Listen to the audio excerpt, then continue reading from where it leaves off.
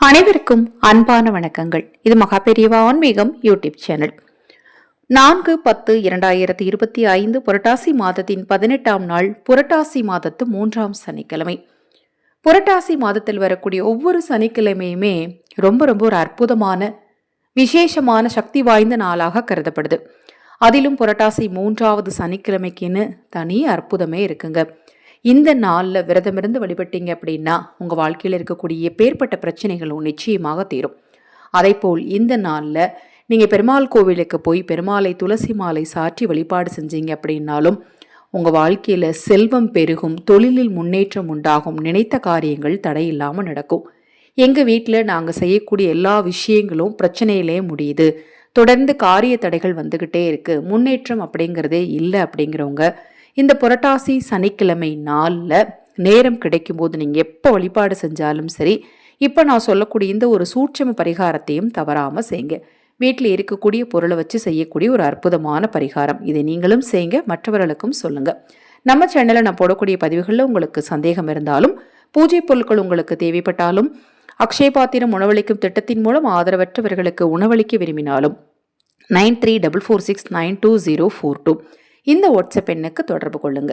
பூஜை அறையில் இருக்க வேண்டிய ஒரு முக்கியமான பொருள் என்னன்னு பார்த்தீங்கன்னா கண்ணாடி. இந்த கண்ணாடியை நம்ம பூஜை அறையில் வைக்கும்போது நாம் செய்யக்கூடிய பூஜையின் பலன் நமக்கு பல மடங்காக கிடைக்கும் அப்படின்னு சொல்லப்படுது.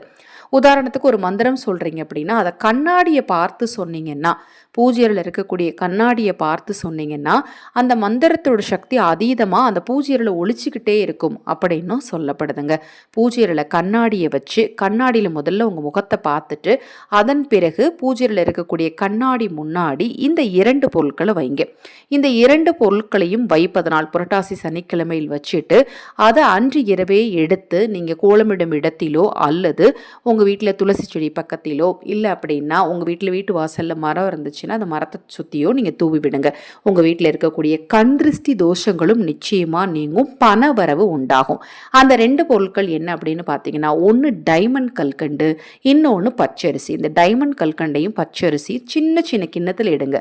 அந்த 2மே கண்ணாடியில் முழுசாக தெரியணும். அதை மாதிரி கிண்ணமாக எடுத்துக்கோங்க. எடுத்து அதை பூஜை அறையில் கண்ணாடி முன்னாடி வச்சிருங்க. குறைந்தது 20 நிமிடங்கள் கண்ணாடி முன்னாடியே அந்த பொருள் இருக்கணும். முதல்ல நீங்கள் அதை வைக்கிறதுக்கு முன்னாடி கண்ணாடியை பார்த்து, பூஜையில் இருக்கக்கூடிய கண்ணாடியை பார்த்து உங்களுக்கு என்ன விஷயம் நடக்கணும்னு நினைக்கிறீங்களோ அது நடக்கணும் அப்படிங்கிறத நீங்கள் மனதார வேண்டிக்கோங்க. உங்கள் குலதெய்வத்தை இஷ்ட தெய்வத்தையும் மனசில் நினச்சி வேண்டிட்டு அந்த கண்ணாடியில் உங்கள் முகத்தை பார்த்துட்டு அதன் பின் இப்போ நான் சொல்லக்கூடிய இந்த 2 பொருளையும் வச்சுருங்க. அதன் பிறகு நைட் எடுத்து அதை கால்படாத இடத்துல, இப்போ நான் சொன்னேன் இல்லையா, இந்த இடத்துல எறும்புகளுக்கு உணவாக போற்றணும்.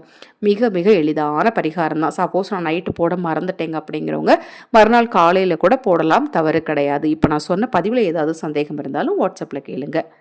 தொடர்ந்து நம்ம சேனலை பாருங்க. இன்னும் எண்ணற்ற பதிவுகள் தொடர்ந்து வர காத்திருக்கு. அனைவருக்கும் எனது அன்பு வணக்கங்களை கூறி இந்த பதிவினை நிறைவு செய்து கொள்கிறேன். ஹரஹர சங்கர, ஜெய ஜெயசங்கர, மகாபெரிவா திருவடிப்பாதம்.